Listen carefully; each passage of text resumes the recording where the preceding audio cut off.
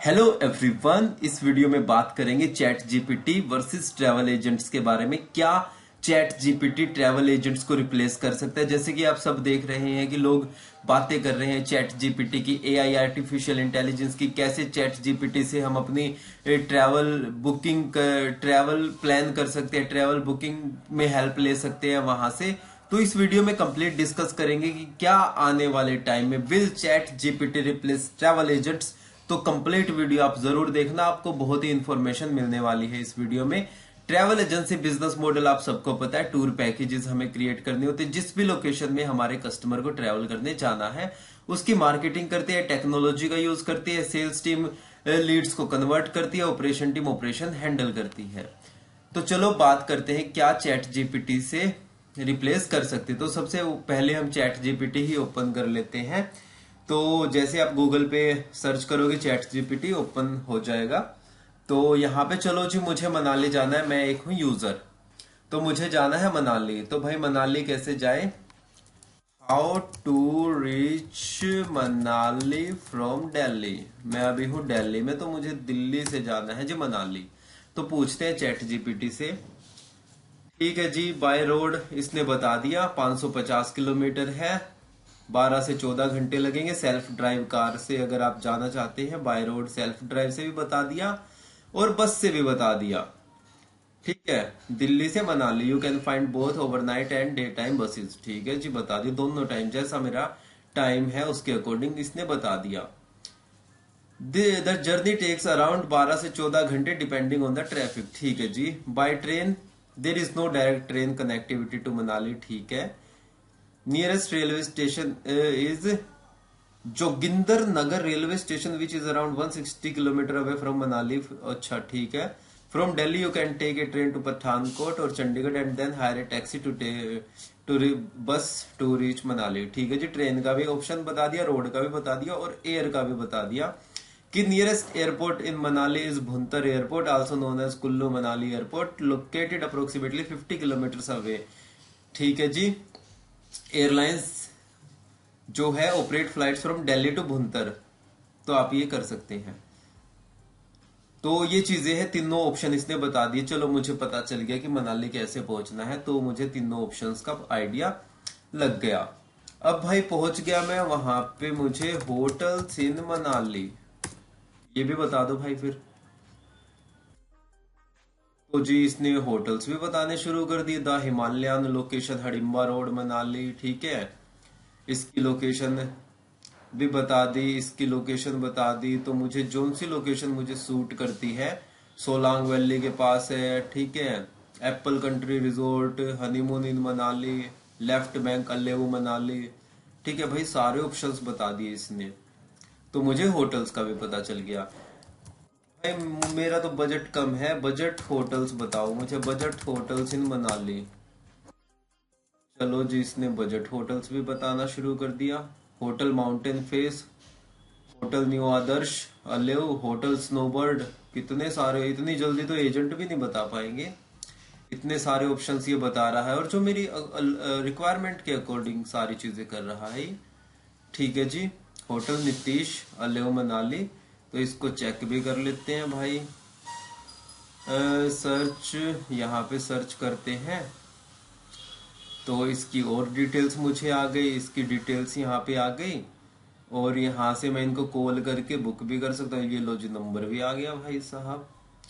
तो ये budget hotel मुझे लग रहा है, तो ये बजट होटल है, तो इसने बजट होटल का ऑप्शन मुझे प्रोवाइड कर दिया।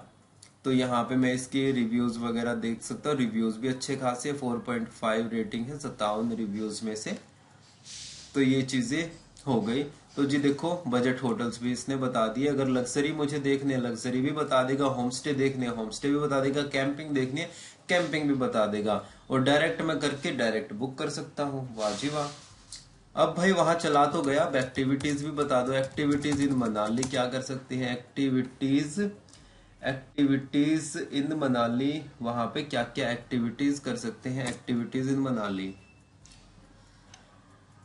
तो भाई वाह जी वाह। सबसे पहले तो Rohtang pass, visit Rohtang pass located about 51 kilometre from Manali. तो वहां पे आप एडवेंचर एक्टिविटीज वगैरह कर सकते हैं। हम भी गए थे जब रोहतांग पास, तो हमने भी पैराग्लाइडिंग वहां पे ग्रुप ने की थी। सीजनल अवेलेबिलिटी, ये देखो इसने भी बता दिया क्योंकि वो बंद भी रहता है। तो यहाँ पे सोलांग वैली के बारे में बता दिया, वहां पे आप ये चीजें कर सकते हैं। हडिम्बा टेम्पल के बारे में बता दिया, मणिकरण साहिब के बारे में बता दिया कि आप क्या क्या, ओल्ड मनाली, ब्यास रिवर, सब कुछ ही बता दिया। शॉपिंग कर सकते हैं, ट्रैकिंग कर सकते भाई साहब, ब्यास कुंड, भृगु लेक, हमटा पास ट्रैक, ट्रैकिंग हाइकिंग का भी बता दिया, शॉपिंग का भी बता दिया, वन विहार के आसपास, मतलब इसने लोकेशन वाइज कहाँ कहाँ जाते हैं और किन किन लोकेशन के अकॉर्डिंग आप क्या क्या कर सकते हैं।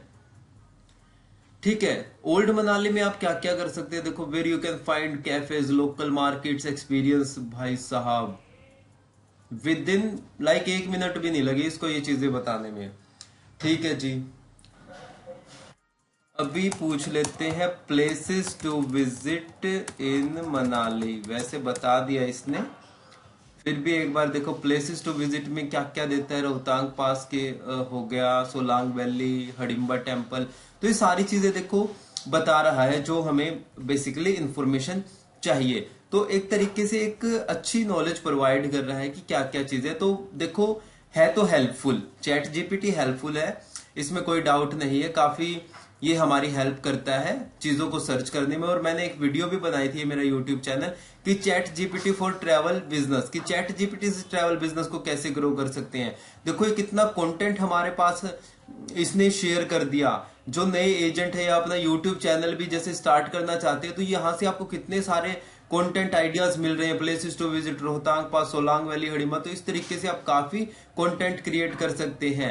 रील के आइडियाज, यूट्यूब वीडियो के आइडिया, ब्लॉगिंग के आइडियाज, ये आप अपने वेबसाइट पे भी शेयर कर सकते हैं इस तरीके का कंटेंट यहां से जनरेट करके। तो इसमें मैंने बताया था कि चैट जीपीटी से ट्रैवल बिजनेस कैसे ग्रो करते हैं।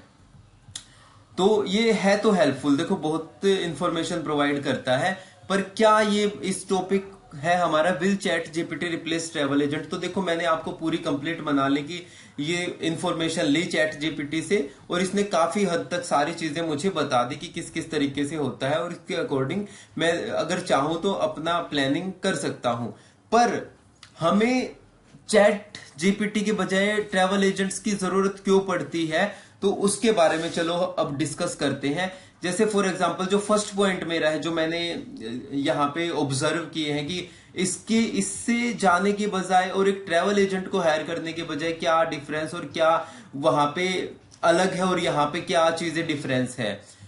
तो सबसे पहले तो देखो भाई, जब आप बस, कैब, ट्रांसपोर्ट, फ्लाइट, ट्रेन वगैरह बुक करते हैं, तो मैं आपको कुछ एग्जांपल देता हूं। फॉर एग्जांपल अगर आपको कोई भी इमरजेंसी आ जाती है, जैसे मैं कुछ इमरजेंसीज बताता हूं कि इमरजेंसी हो गया कि फॉर एग्जांपल रात को आप जा रहे हैं दिल्ली से मनाली, आप फैमिली के साथ जा रहे हैं, रात को 2-3 बजे किसी सुनसान सी जगह पे गाड़ी रुक जाती है, गाड़ी का पंक्चर हो जाता है, गाड़ी प्रॉब्लम हो जाती है, तो वहां पे आपकी हेल्प करने के लिए चैट जीपीटी आएगा या कोई जो एक ह्यूमन होगा आपके साथ, जो एजेंट खड़ा होगा, जो 2 बजे भी अगर आप उसको कॉल करोगे तो वह वहां पे आपके लिए बैठा है।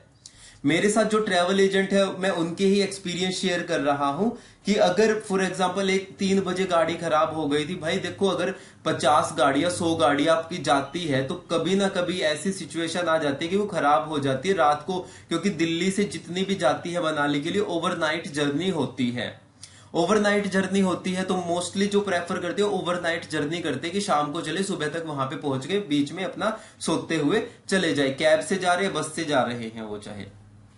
तो इसमें क्या होता है कि अगर वहां पे 2 बजे 3 बजे खराब हो गई थी गाड़ी, तो वहां पे एजेंट का 24/7 फोन अवेलेबल रहता है आपके लिए, चाहे वो या उनकी टीम में से कोई ना कोई जो ऑपरेशन टीम होती है, जैसे यहाँ पे है ऑपरेशन टीम की जो होती है वो आपके कंटिन्यूअसली टच में रहती है जब तक आपका ट्रिप खत्म नहीं हो जाता, कोई भी प्रॉब्लम आती है। तो 3 बजे गाड़ी खराब हो गई, अब चैट जीपीटी से हेल्प कैसे मांगोगे आप। तो ये बहुत इंपॉर्टेंट पॉइंट है यहाँ पे कि जब आप जा रहे हैं, अब अगर वहां पे आपका हो गया, कुछ भी हादसा हो गया, कुछ भी इमरजेंसी हो गई, तो आपको एक ह्यूमन रिक्वायरमेंट होगी कि आप उसको पैनिक ना हो और सारी चीजें वो शॉर्ट आउट कर दे। तो एक मनाली में हुआ था इस तरीके से, एक मेरे जो कनेक्शन में एजेंट है, और होते रहते हैं इस तरीके के। देखो यार, गाड़ी है वो भी बैक टू बैक चलती रहती है, तो वहां पे प्रॉब्लम होना उनमें लाजमी हो जाता है। एक बार हम गए थे हमारे ग्रुप के साथ, यहाँ पे आप वीडियोस भी देख सकते हैं, जैसे चक्राता गए थे हम, चोपटा गए थे जिस टाइम खराब हुई थी, तो हमारा टेम्पो खराब हो गया था, तो वो चलना बंद हो गया था। अब अगर हमारे पास वो एजेंसी बैकएंड में टीम, ऑपरेशन टीम वर्क नहीं कर रही, तो हम वहीं पे फंस जाते। और नेक्स्ट डे लोगों को ऑफिस जाना था, मंडे को वापस आना था हमें ऑफिस के लिए, लोगों को जाना था, तो वो खराब हो गई, वहां पे टेम्पो खराब हो गया। तो जो एजेंट है, एजेंट ने तुरंत वहां पे गाड़ी अरेंज करवाई, तब तक हमने वहां पे डिनर विनर किया, तब तक विद इन 1 आवर हमारे लिए नया टेम्पो अवेलेबल हो गया। तो ये चीजें हैं जो बैक एंड में सपोर्ट जो रेगुलरली वर्क करती रहती है, जो ऑपरेशन टीम, उसका बैक एंड में होना बहुत जरूरी है, ताकि हमारी जो कस्टमर है उनकी ट्रिप को अच्छे से वो एंजॉय कर पाए, क्योंकि वो इसी चीज का तो रुपया देते हैं। अब बस फॉर एग्जांपल बस हो गई, बस एक थर्ड पार्टी हो गई, फ्लाइट हो गई, बस हो गई, थर्ड पार्टी हो गई, ठीक है, उसके बाद होटल्स हो गए या एक्टिविटी होगी, सारी थर्ड पार्टीज है। बीच में जो ट्रैवल एजेंट है, ट्रैवल एजेंसीज है, वो क्या करते हैं, वो इन सारी चीजों को एक अच्छे से मैनेज करते हैं कि आपका टाइम भी बचे और कोई भी प्रॉब्लम आए आपके ड्यूरिंग ट्रिप, वो आपके लिए खड़े हों। तो ये चीजें बहुत इंपॉर्टेंट है, और इसका रिप्लेसमेंट कोई नहीं है। अभी अगर आपको मैं बताना चाहूं, इसका रिप्लेसमेंट कोई भी नहीं है इस चीज का, और इसी चीज के वो सर्विस चार्ज लेते हैं। तो सबसे बात ये हो गई। और उसके बाद एक चीज और मैं बताता हूँ, एक इंसिडेंट और जैसे हुआ था कि जैसलमेर जा रहे थे दिल्ली से, ग्रुप हमारा 50 लोगों का बस थी, 50 लोग थे उसमें। 2 बजे गाड़ी खराब हो जाती, सुनसान, पीछे भी कोई नहीं, आगे भी कोई नहीं, पीछे जो है मैकेनिक वगैरह अरेंज किया वहीं आसपास एरिया से, वो किसने किया, ऑपरेशन टीम ने, कि लोग पैनिक ना हो वहां पे कि क्या हो गया। 2 घंटे लगे फिर भी उन सारी चीजों को ठीक होने में, तब बस वहां से चली। तो इस तरीके की सिचुएशन आती है, तो ऑपरेशन टीम का आपका बैक एंड में होना बहुत ज्यादा जरूरी है आपकी ट्रिप को सक्सेसफुल बनाने के लिए।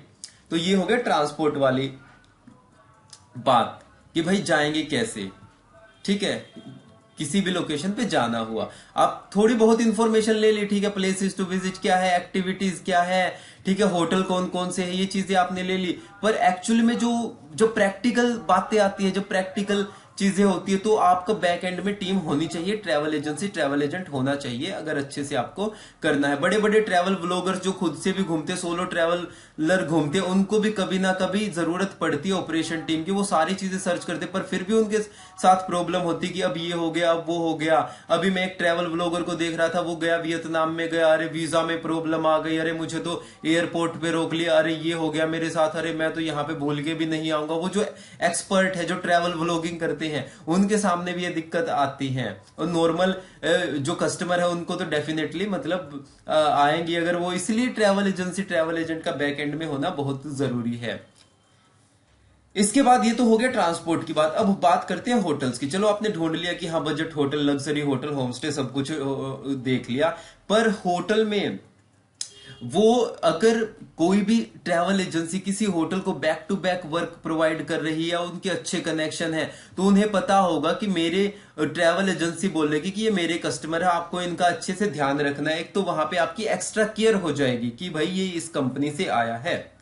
अब वहां पे कोई भी प्रॉब्लम होती है, पानी नहीं आ रहा, तो आप एक बार बोल लोगे कि भाई ये मेरे कस्टमर है, तो वहां पे आपको ये चीजें नहीं आएगी, कभी पानी नहीं आ रहा, या कोई फूड की प्रॉब्लम हो रही है, या रूम से कौन सा रूम लेना है, होटल में इतने सारे रूम है, एजेंट आपको गाइड करेगा कि आप ये रूम लो, यहाँ पे अपग्रेड करो, यहां से आपको व्यू आएगा। इस तरीके से आप अपना क्वालिटी टाइम स्पेंड कर सकते हैं, एक एक्स्ट्रा केयर मिलेगी जो आप डायरेक्ट करते हैं उसमें में भी ना मिले। पर जब पता होता है ना कि भाई इस एजेंसी से मेरे कस्टमर आए हैं, तो उसकी एक्स्ट्रा केयर होती है। मेरे कुछ गेस्ट गए थे, मुझे बिना बताए चले गए वहां पे मनाली, और वहां पे होटल में गए, और होटल में 12 बजे वो पहुंचे, मुझे भी इन्फॉर्म नहीं किया था। वहां पे जाके मैनेजर को उन्होंने उठाया कि भाई हम इंदर के गेस्ट हैं और इस तरीके से हमें रूम चाहिए। तो उसने बिना कुछ पूछे, ये भी नहीं पूछा कि आपकी बुकिंग है नहीं है, चेक इन चेकआउट का क्या होता है, ठीक है सर आ जाओ, सो जाओ, सुबह ही बात करते हैं। तो सुबह मेरे पास कॉल आता है, फिर मुझे पता चलता है, मैं यार इस तरीके से। तो देखो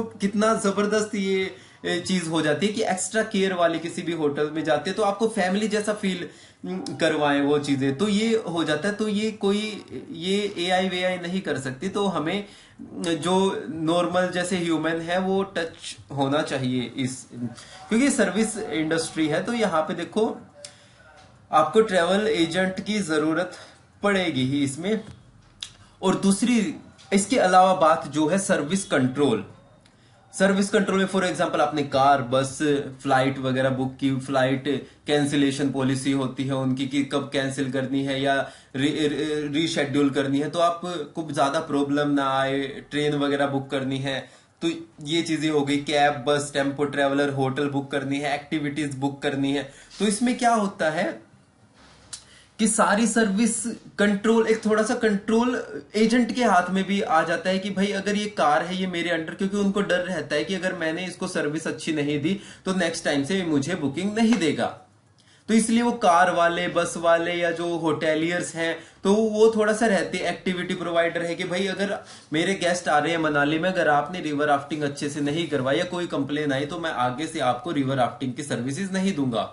तो इस तरीके से थोड़ा सा उनमें फिर रहता है कि एक एजेंट के कंट्रोल में रहती है कि भाई इसका तो 50 लोगों का 100 लोगों का ग्रुप आ रहा है मेरे पास, अगर मैंने कोई भी गड़बड़ की तो ये नहीं आ पाएगा। ऐसे ही होटल्स में, तो ये होटल्स में देखता है कि भाई उसकी back to back every weekend group tour आ रहे हैं या एवरी वीकेंड गेस्ट आ रहे हैं या रेगुलरली गेस्ट आ रहे हैं, अगर मैंने इनके गेस्ट को सर्विस नहीं दी अच्छी तो मुझे ये आगे से बिजनेस नहीं देगा। तो यहाँ पे सर्विस कंट्रोल जो होता है वो एजेंट के हाथ में रहता है। जैसे ये एजेंट के अकॉर्डिंग थोड़ा सा चलते हैं, जिनसे उसके अच्छे कनेक्शन बनते हैं। तो इसमें क्या होता है कि आप यहाँ पे उस चीज का फायदा उठा सकते हैं और इसी के सर्विस चार्ज वो आपसे लेता है। और सर्विस चार्ज भी मैं क्या बात करूं इसमें, फॉर एग्जांपल अगर होटल से आप किसी भी होटल से डायरेक्ट बात करता है कोई कस्टमर, उसको फॉर एग्जांपल वो 2000 रुपए का होटल आ रहा है एक नाइट के लिए, 2 लोगों के लिए, ब्रेकफास्ट और डिनर के साथ।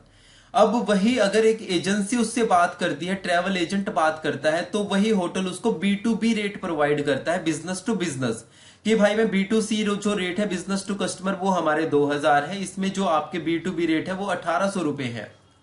तो इसमें क्या होता है 10% एजेंसी का, एजेंट का मार्जिन हो जाता है। तो उसमें जो एजेंसी ले भी रही है, जो चार्जेस भी ले रही है सर्विस चार्ज, वो बेसिकली कार ओनर से, जो कार वाले हैं इनसे B2B रेट लेती है, होटल से B2B रेट लेती है, एक्टिविटी प्रोवाइडर से B2B रेट लेती है। तो आप चाहे डायरेक्ट बुक करो इनसे तो आपको तो वैसे भी उतना ही रेट पड़ना है एक कस्टमर को, पर और एजेंट से लो या डायरेक्ट लो आपको सेम रेट पड़ना है, क्योंकि एजेंट को 10% का डिस्काउंट वहां से कम मिल जाता है, 10-15% का, डिपेंडिंग ऑन उनकी कितने रिलेशन है, कितना बिजनेस प्रोवाइड कर रहे हैं, तो वही उसका वहां पे बच जाता है। तो बेसिकली ये चीज आपको समझनी पड़ेगी। तो एट द एंड आप ट्रैवल एजेंट एक तरीके से फ्री ऑफ कॉस्ट में ही हायर कर रहे हैं, क्योंकि जो वो अपना मार्जिन निकाल रहे हैं वो बस वाले से, क्योंकि बस वाला कैब B2B रेट दे रहा है, कैब वाला B2B रेट दे रहा है, होटल वाला B2B रेट दे रहा है, एक्टिविटी प्रोवाइडर B2B रेट दे रहा है, सर्विस कंट्रोल आपको फ्री ऑफ कॉस्ट में मिल रहा है, जो वहां पे एक हद तक उनका कंट्रोल रहता है उन पे, कि भाई उनको भी थोड़ा होटल वालों को, कार वालों को डर रहता है कि अगर सर्विस प्रोवाइड नहीं की तो आगे से नहीं देगा, हमें सर्विस कस्टमर प्रोवाइड नहीं करेगा। एक देखो ह्यूमन इमोशनल टच, देखो हमें एक सोसाइटी में रहते हैं, ठीक है, तो यहाँ पे देखो जब कोई हमें पूछता है, एक देखो व्हाट्सएप ग्रुप बन जाता है, तो वहां पे क्या रहता है कि हाँ जी सर आप होटल पहुंच गए, हाँ जी सर पिकअप हो गया, अगर कोई आपसे पूछ रहा है हाँ जी सर एक्टिविटी कैसी लगी, हाँ जी सर ओवरऑल आपसे फोन करके कोई बात कर रहा है कि हाँ जी सर कहाँ कहाँ पे मजा आया, आप उसको एक्सपीरियंस बता रहे हो, रिवर राफ्टिंग में मजा आया, पैराग्लाइडिंग की बहुत मजा आया, स्नोफॉल के दौरान तो भाई बहुत मजा आया। तो इस तरीके से देखो एक ह्यूमन टच जिसको भाई रिप्लेस करना इम्पॉसिबल है। तो ये चीजें रहती हैं जिसमें आपको थोड़ा सा इन चीजों के बारे में वो पता होना चाहिए कि इस तरीके से ये सारी चीजें वर्क करती हैं। 24/7 सपोर्ट में ट्रैवल एजेंट्स को बात करता हूं कि सर आप 2 बजे भी अगर कॉल आता है तो आप उसको पिक करोगे, बोला बिल्कुल पिक करेंगे, और पिक करते हैं। किसी भी क्लाइंट को कभी भी प्रॉब्लम आ सकती है तो हमारी जो ऑपरेशन टीम है वो रेगुलरली उनके टच में रहती है। ऑपरेशन टीम में चाहे हम हैं या हमारी टीम से कोई बंदा है जो जिस कस्टमर को हैंडल कर रहे हैं वो रेगुलरली 24/7 उनके टच में रहता है।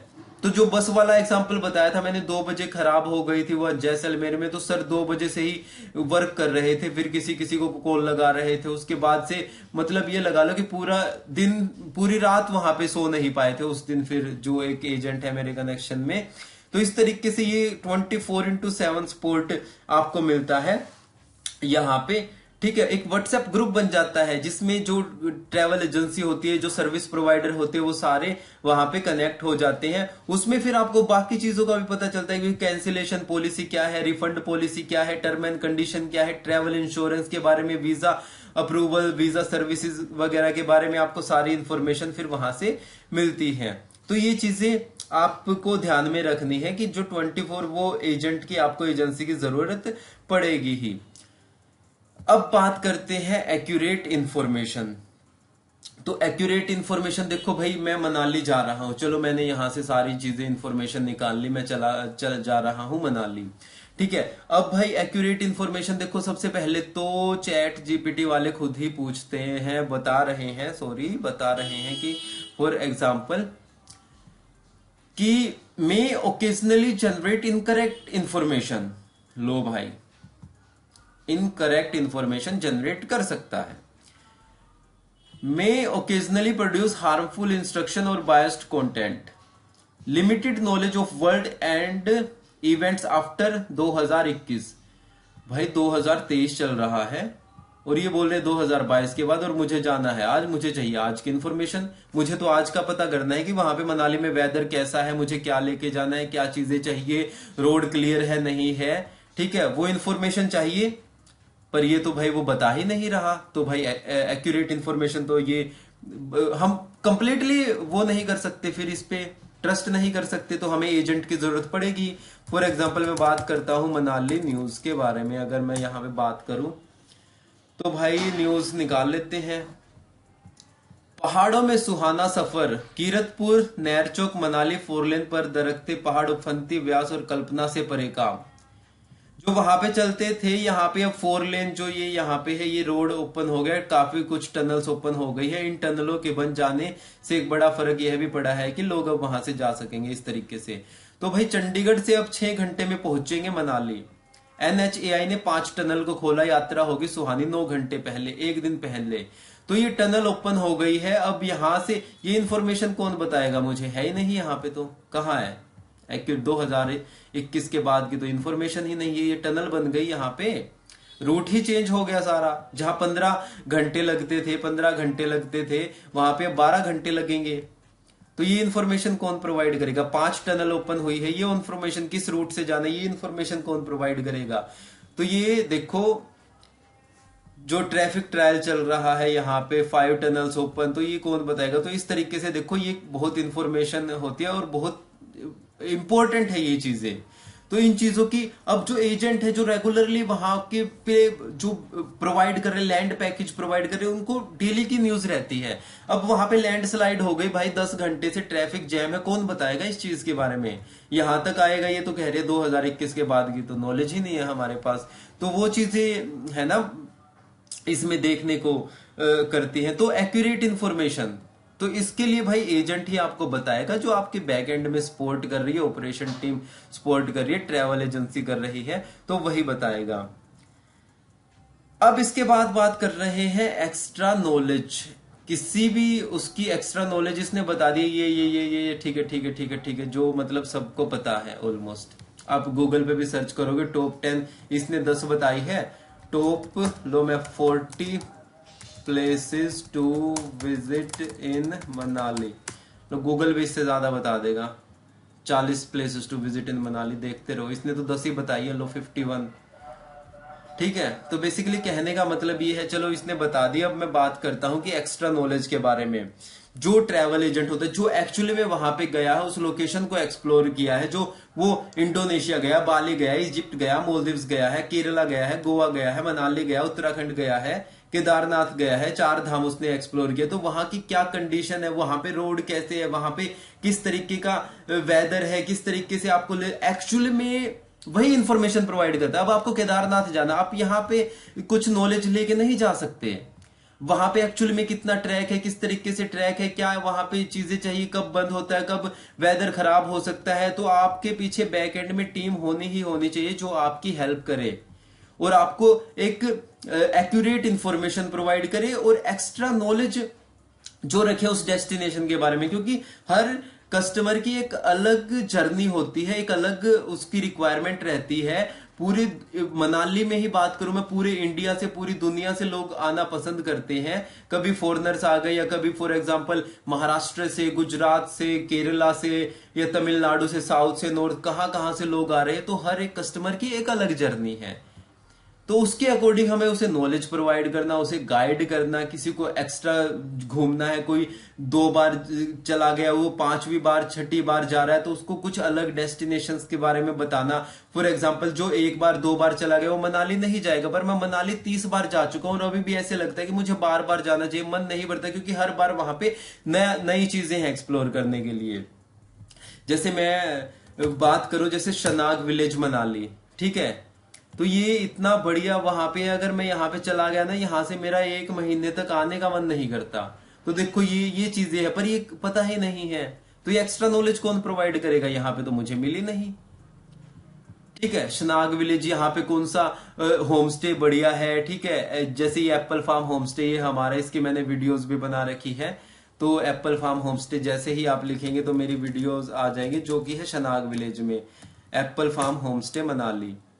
तो जैसे ही आप ये लिखेंगे तो ये देखो ये मेरी वीडियो हो गई, ठीक है। ये देखो मैं जो इनके ओनर है ये इसके साथ मिलके खाना बना रहे हैं, ये कंप्लीट वीडियो आप देख सकते हैं। तो इस तरीके की ये शनाग विलेज में आप जाओगे तो आपको बहुत ही अलग एक्सपीरियंस मिलने वाला है, ठीक है। अब इसके बाद फॉर एग्जाम्पल ये नॉलेज कैसे, ड्रीम विलेज मनाली, ठीक है। यहाँ पे अगर मैं बात करूं तो ड्रीम विलेज मनाली के बारे में कौन बताएगा आपको भाई? ये देखो ड्रीम विलेज मनाली, ये वीडियो देखो मेरी, ये देख सकते हैं आप ड्रीम विलेज मनाली पे मेरी वीडियो। और अब तो यहाँ पे इन्होंने काफी बढ़िया कर दिया, मैं अभी जाऊंगा तो अपडेट हो रखा है काफी चीजें। यहाँ पे देखो जैसे ये देख रहे, कुछ इस तरीके का इन्होंने सिस्टम कॉटेजेस यहाँ पे लगवा दिए हैं। जब मैं गया था देखो तब नहीं थे। ये देखो ये कॉटेजेस है ना, ये अभी लगवाए हैं इन्होंने। तो ये इन्फॉर्मेशन प्रोवाइड करना कि भाई ड्रीम विलेज में भी जाओ, यहाँ पे भी आप कौन कौन से ट्रैक कर सकते हैं, क्या क्या चीजें एक्टिविटी कर सकते हैं। कोई 10वीं बार भी जा रहा है, कोई 15वीं 20वीं, तो भी नई चीजें मैं बता सकता हूँ उस डेस्टिनेशन के लिए, ठीक है। ये कौन बताएगा भाई? सज्जला वाटरफॉल, भाई यहाँ पे जब जाओगे ना, ये भी मनाली में है सज्जला वाटरफॉल। यहाँ पे इतना जबरदस्त ये वाटरफॉल है, इतना अच्छा यहाँ पे एटमोस्फेयर, वेदर होता है, ठंड होती है बढ़िया। और यहाँ पे जब आप मैगी के मजे लोगे ना, पहाड़ों में ये पैर डाल के यहाँ पे बैठो और जो यहाँ पे बैठो और मैगी खाओ। यहाँ पे देखो ये 2-3 ही कैफे हैं और पानी गिर रहा है भाई, क्या अमेजिंग एक्सपीरियंस होता है भाई। तो ये कौन बताएगा? अच्छा ये पारशा वाटरफॉल के बारे में कौन बताएगा कि भाई चलो आप जोगनी वाटरफॉल चले गए, पारशा वाटरफॉल जाओ, ये पारशा वाटरफॉल है। तो इस तरीके की बहुत सारी इंफॉर्मेशन है। जब एजेंट वहां पे जाते हैं, वहां की टीम जाती है, ऑपरेशन टीम जाती है, उस डेस्टिनेशन को अपने अकॉर्डिंग एक्सप्लोर करती है, हर कस्टमर के अकॉर्डिंग, उनके अकॉर्डिंग उनको सर्विस प्रोवाइड करती है, नॉलेज प्रोवाइड करती है, एक्स्ट्रा नॉलेज देती है। तो ये चीजें आपको ध्यान में रखनी होगी। तो ये कहाँ यार, मतलब पास भी नहीं है, मैं सही बताऊं, ठीक है, मैं इसकी वो नहीं कर रहा, ये अपनी जगह ठीक है, बहुत सही कर रहे हैं, इतनी इंफॉर्मेशन प्रोवाइड कर रहे हैं। और क्या पता 2050 फ्यूचर में क्या पता आपका जो भी हो कि इमोशनल टच आ जाए, कुछ ऐसे रोबोट बन जाए जैसे रोबोट मूवी में हमने देखा था, रोबोट मूवी में देखा था, जैसे रोबोट मूवी में हमने देखा था कि थोड़ा सा अगर फीलिंग्स आ जाए या इस तरीके से कर सके। जैसे ये आप देख सकते हैं पिक, तो इस तरीके से अगर कुछ इस तरीके का बन जाए कि भाई पर्सनली आपकी घर की भी केयर कर रहा है, आपकी भी केयर कर रहा है आपको, मतलब उसके लिए पता नहीं 2050 में क्या होगा। पर अभी के लिए चैट जीपीटी की बात करें तो भाई देखो ट्रैवल एजेंट को रिप्लेस करना इम्पॉसिबल है। और उसके ये तो मैंने कुछ ही एग्जाम्पल दी है, मैं मतलब इसके एग्जाम्पल देता रहूं तो बहुत लंबी वीडियो हो जाएगी, ऑलरेडी लंबी हो चुकी है। तो बस आज समझने की बात यह है कि आप बिंदास वर्क करो, अपने ट्रैवल बिजनेस को ग्रो करो। लिमिटेड इंफॉर्मेशन जितनी यहाँ पे मिल रही है उतनी हमें ऑलरेडी गूगल पे हम ले रहे हैं, और इससे भी ज्यादा ले रहे हैं हम गूगल से। यहाँ पे 10 लोकेशन बताई, वहां पे आपको बहुत सारी लोकेशंस और मिल जाएंगी, तो और कर सकते हैं। पर आपको एक बैकएंड में ऑपरेशन टीम, एक सपोर्ट होना चाहिए तो हमने यहाँ पे कंप्लीट डिस्कस किया। आई होप आपको वीडियो अच्छी लगी होगी। तो ये सारी चीजें हमने डिस्कस की। इस तरह की अच्छी वीडियोस के लिए आप चैनल को सब्सक्राइब जरूर करना। अपकमिंग वीडियोस के लिए मैंने और भी बहुत सारे वीडियोस बना रखी ट्रैवल बिजनेस पे, तो आप वो भी देख सकते हैं। चैनल को सब्सक्राइब करना, बेल आइकन को प्रेस करना, और ये इंस्टाग्राम पे मुझसे कनेक्ट हो जाना। डिस्क्रिप्शन में मैं मेरी कॉन्टेक्ट डिटेल्स भी मेंशन कर दूंगा कि भाई अगर आपको डिजिटल मार्केटिंग की रिक्वायरमेंट है तो आप मुझसे कॉन्टेक्ट कर सकते हैं। कोई क्वेश्चन है कमेंट करना। बाकी ट्रैवल एजेंट्स के साथ ये वीडियो जरूर शेयर करना, उन्हें भी काफी अच्छी लगेगी। तो इस वीडियो के लिए इतना ही, मिलते हैं नेक्स्ट वीडियो में। Bye, have a nice day.